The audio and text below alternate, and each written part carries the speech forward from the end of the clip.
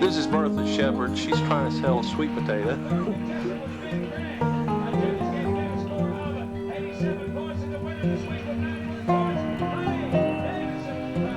Okay. Anything you want to say about the taters? Well, saved the biggest sweet taters that ever grew from out that branch. Bonnie raised them. Those taters be a big snow, and we'd go across and way under top of the hill and take her foot and rake out places for the sheep to eat. And we'd pour the corn down in little piles.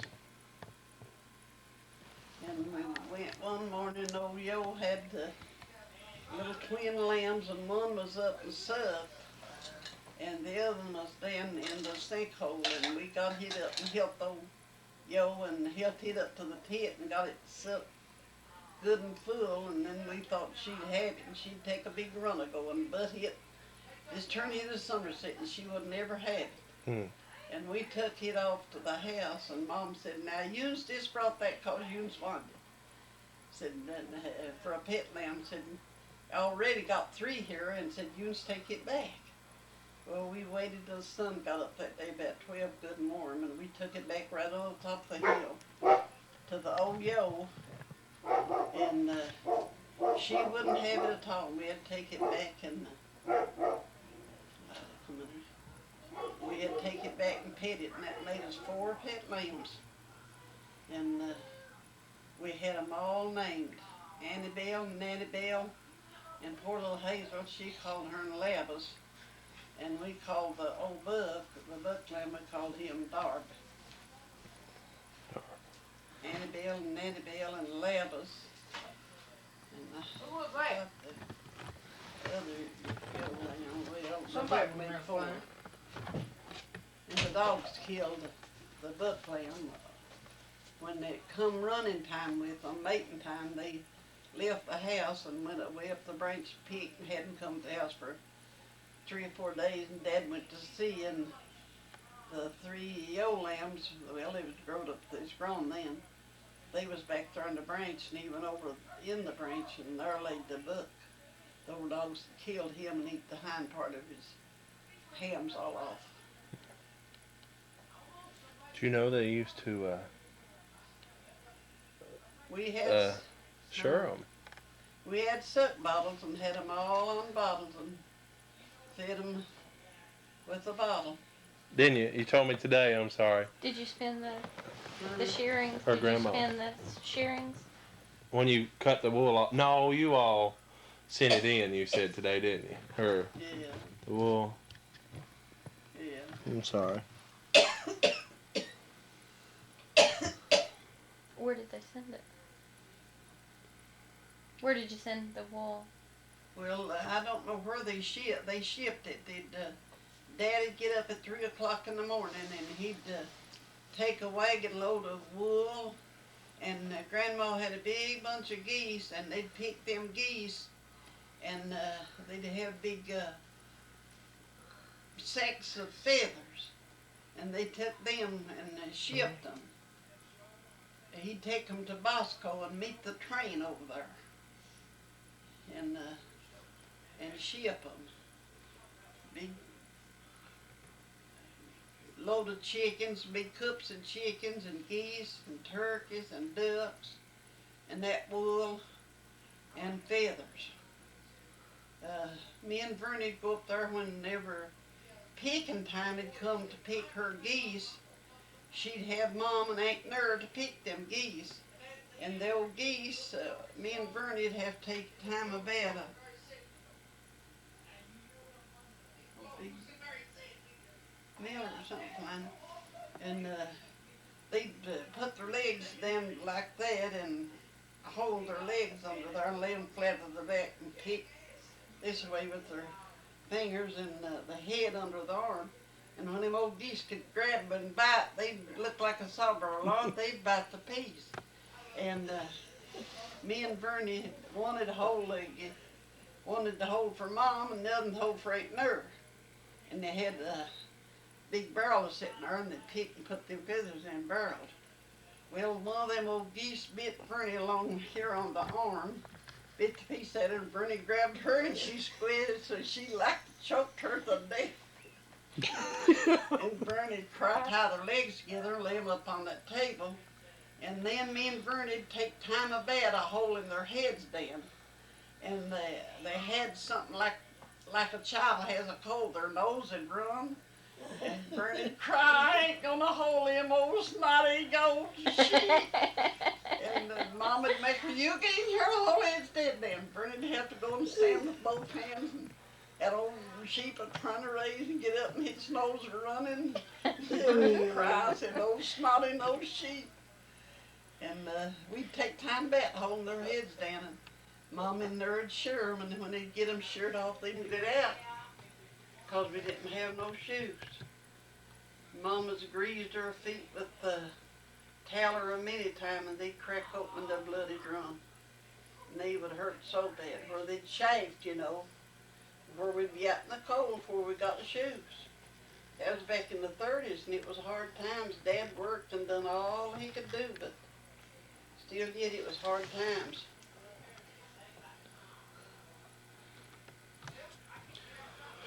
What'd you all do during the Depression? Do you remember it very well? Well, that's what I'm talking about. That? We went barefooted. We had plenty to eat, but we didn't get shoes because we raised our eats. Dad and Mom raised corn, and they'd send that corn to the mill in a heavy ground. And maybe about once a month we get a poke of flour. And we had our hogs to kill, had meat, and Mom had canned stuff and her jelly and stuff and smoked apples where they was plenty of fruit back then, and she'd can and smoke apples and had a big cane patch and had her cows give milk and make butter, and we had plenty to eat. But we was scarce of shoes and scarce of clothes because it was hard times, and Dad didn't have no work and couldn't get no work hardly. We just had to do the best we could. What kind of work would you got back Well, then? he worked at, when he did get to work, it was at dealing, what was it, London? He had a brace up there, up there, what was it he done? Up in the head of brace, they built some camps, and then it was a gas company. They laid gas lines and built a lot of buildings up in the head of Brescia. That's what he worked at, and he hauled sand, wagon loads of sand from mouth of Brescia plumb to the head of Brescia, from to build that. Well, I know it, but I just can't speak it. Pump station. They built a pump station up in there, and he worked at it and kept a little stuff. But we just get about one pair of shoes a year. And when they get us a pair of shoes, they say, now, you be careful with your shoes and take care of them and don't wade no mud or nothing.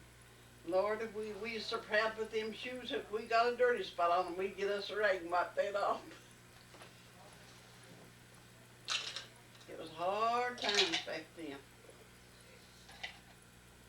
Where And did the hens that lay eggs, and we'd gather eggs, and we'd take big buckets of eggs and get maybe a half a gallon, or sometimes it'd be a gallon bucket of syrup, rice, oats, sugar and salt, and flour and stuff with the eggs. So me and Bernie's carried a mini bucket, a water bucket, maybe 10 or 12 dozen eggs in that bucket, and take them and walk across the hill. And we'd have to be as careful as we could be about falling and breaking them eggs or anything. Take them to the store, and they'd pay them 10 cents and 15 cents a dozen. Where'd you take them to? Took them across over and head of Open Fork to a store, and then took them from Floyd County to a store. Get a poke of flour and carry it on her hip and cross that big hill. And it was hard times. Like I said, and I washed 2 and 3 days a week to get. I'd have a package in the office. My shoes were I'd order when I got nearly grown, about 12 years old. I'd wash, and they'd only pay me $2 for a day's washing, and I'd have to wash part of 2 days. And the shoes would cost $3.98 to pay them out of the office with. Then Kelly and Mally, they tended a cane patch, and they had Josephine and Richard and Madge to tend to, was all small children. Mally come up and told Mom, said, if you let Bertha go down and stay and tend to the children a week, said I'll give her $2. And Mom would get me up every morning, I'd eat my breakfast, and just to break a day light, then I'd go down to Mally's and go down there and stay and tend to Josephine and Madge and Richard. And I'd wash her breakfast dishes, and I'd peel her taters and shuck her roast ears and everything for her to, and have ready for her to come in at 12 to get dinner for the work hands. And $2 a week now, think about that. For a full week. I took the $2 and bought me a coat with it. We had to just manage every way that we could to make ends meet and to get anything. And they'd have to come up the brushy bottom, along there where the church houses lived, and there's where they had their cane patch. But they set their meal away down in the middle of the bottom, and they had to go up there to cut the cane and strip the cane and haul it down for the meal. Mally had to go and strip the cane while the rest of them worked the meal. Now, it was hard times.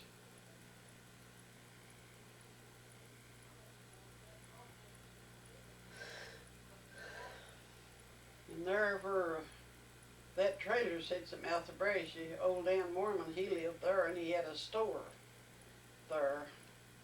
And we'd go down there and trade a whole lot of times. Were you kin to him? Dan Werman? We met A lady in over in Prestonsburg. Prestonsburg. That was her grandfather. Willard Stone's girl. No, Willard Stone. No. That was her dad. Or was it? No, it was her grandfather. It was her grandfather. Her name is Beverly. Beverly Hackworth now. She's married to Ishmael Hackworth. And her mother used to live in the house there below the church. There's nothing left Where standing John but Henry used to live. Yeah, nothing standing but the chimney. Well, what was her mother's name? She didn't say. I wrote it down. I did. You wrote it down? Rebecca. Yeah. Yeah. She was raised up here to Mouth of Brashy. Her mom died, what, Yeah. last year or something? Yeah, Or 2 because they years? brought her up here to see the old home place right before she died. 6 months. Well, and there's another one now. I don't know if she's living or not. Carmy was her name. She was a sister to Becky. They didn't And say. Becky's dead now. Yeah. Well, Whose girl was it, Becky? Dan. Well, she was Dan Dan Warman was her Warman. daddy, and Dale Bradford was her mother.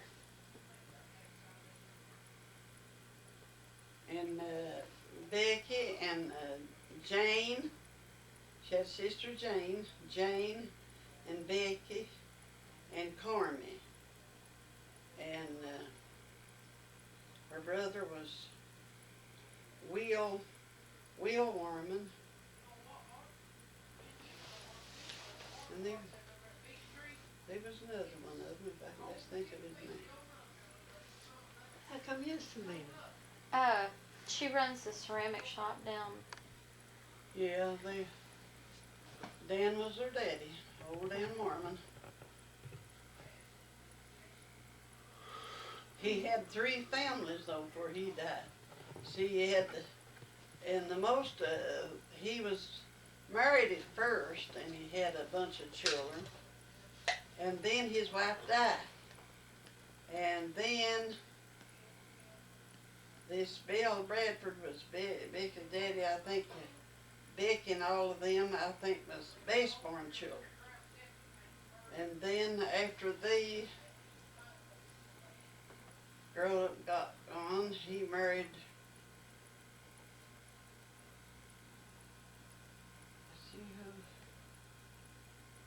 Big Sue's. They called her Big Sue's. Was she big? No, she wasn't too big, but he had several children by her, and they was base-born children. What's that mean? They was bastard children. Okay. And then I've never heard that. then Cynthia Warman, she had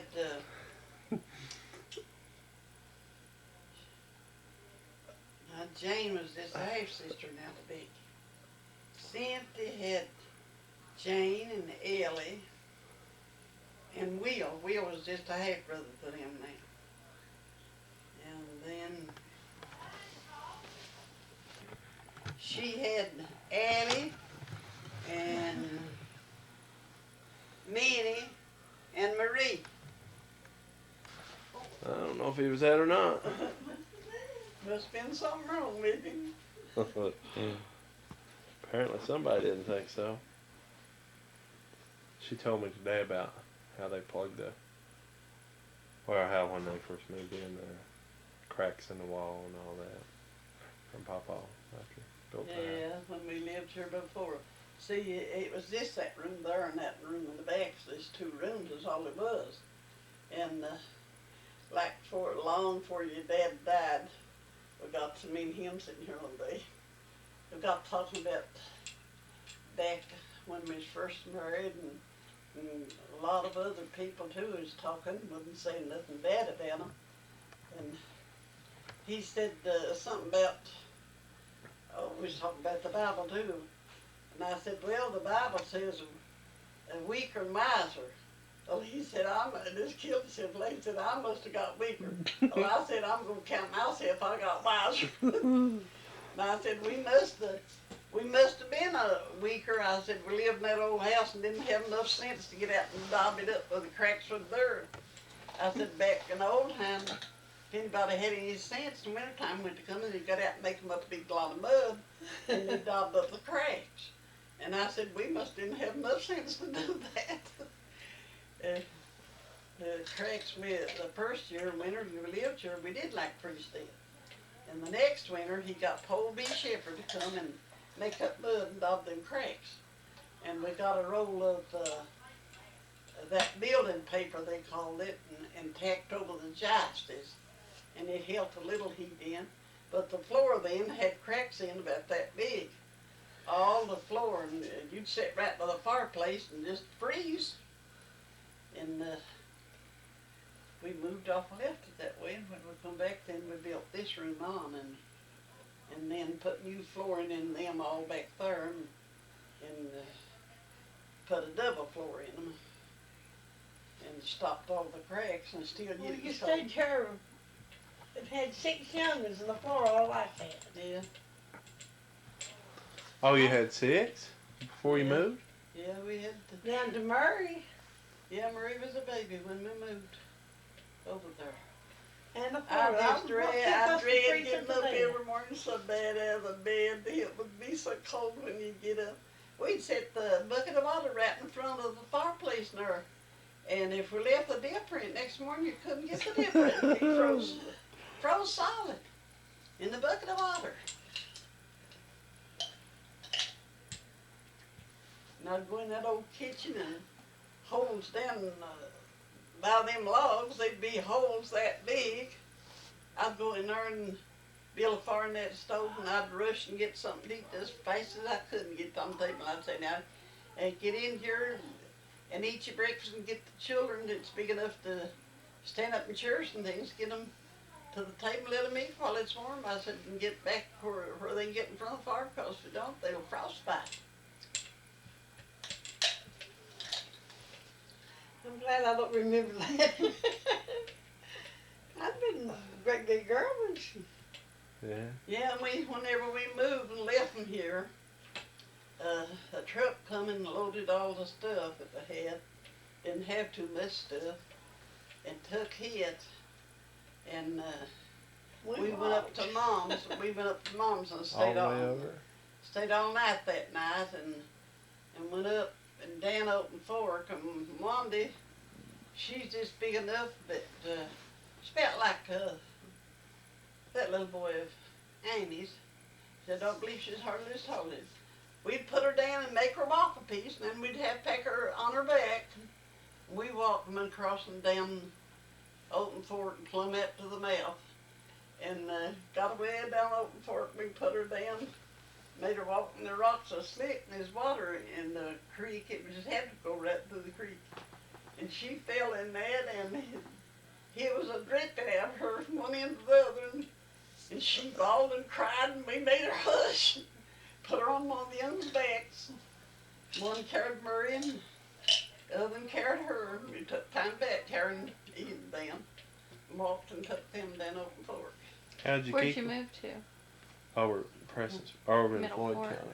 Middle Where Fork? Creek. Where 850 Middle is Creek. there? Yeah, Middle Creek's where it's at. Where's it at, Mom? That's where 850 comes through there? Yeah, about 3 miles up from 850, where you turn and go up 850, Yeah. Where Caney comes out, around in there. or Open comes out. Oh, yeah. Open Fork. Open Fork's the first big holler after you go up through there. Okay. To You know, the- big house up on the hill we looked at. Tommy Cooley had some property up through there, up that way. No. Mm-mm. It's that way. You don't put David Hill Yeah. down over where you go on towards Prestonburg and then back up Middle Creek. Okay. Middle Creek, that way instead of the other way. Middle Yeah. Creek is on Okay. 114, isn't it? On the road in between Sayersville and Christmasburg. No, it's Yeah. 850. It's right off It's 850. Okay. You can come in both ways, but it's closer down David. Well, here's David before you turn and go up Middle Creek. It's about You ready to go? 3 miles up there. Time is it? You got big branch children out over there. Oh, now I went through Brushy over in Open Fork Yeah. when I used to ride through Go Boulder. fish by that. Yeah. And yeah, you can look over right up here and hit a big branch. Mhm. I did that. But we didn't way up to the mouth of it. It's going on 9. I gotta go to Walmart tonight. Oh God. Tell us about the blacksnake in the wall one more time. And I don't have it recorded now. Well, when we had the paper up on the wall, lived in the old log house, we was out in the yard one day, and Myrtle, I think it was, or one of my sisters with me, we come in the house, and that paper, there's some big thing rolling down behind it, and they said, run here, said the old black cat fell down behind this paper and teared the place, and I was careful about tearing the paper, and to get her out, she runs holding over it, and I tore the paper. When I tore it, that old big black snake just went rolling over and over. And we run out of the house and called every breath, and we stayed out till it was real late. And we come in the house and moved the beds all at the middle floor before we go to bed that night, and set the lamp on a stand table right beside of our beds first. If it crawled out, we could see it. And your papa was off That was on Sunday evening, and he was off a drinking around. He hadn't come to the house, and when he come, he was plumb drunk. And he said, "What are these beds are sitting in the middle of the floor for?" Well, I said, "There's no big black snake in the wall." We was afraid he'd come bit. He's laying there alone about 2 o'clock in the morning, hollers, "Snake!" and hit the tore place in the paper. He'd come reaching right out over to his bed. And really, that place and stuck its head through. He was just reaching right over to the bed, and we'd set the axe in, and he jumped and grabbed the axe and cut its head off.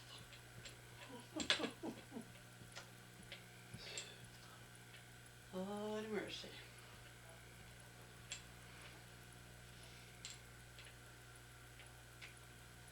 Yeah, we was scared, afraid to stay in the house that night. But we didn't have no other choice but to come back in the house and try to stay. Had the little youngs and sprayed the golf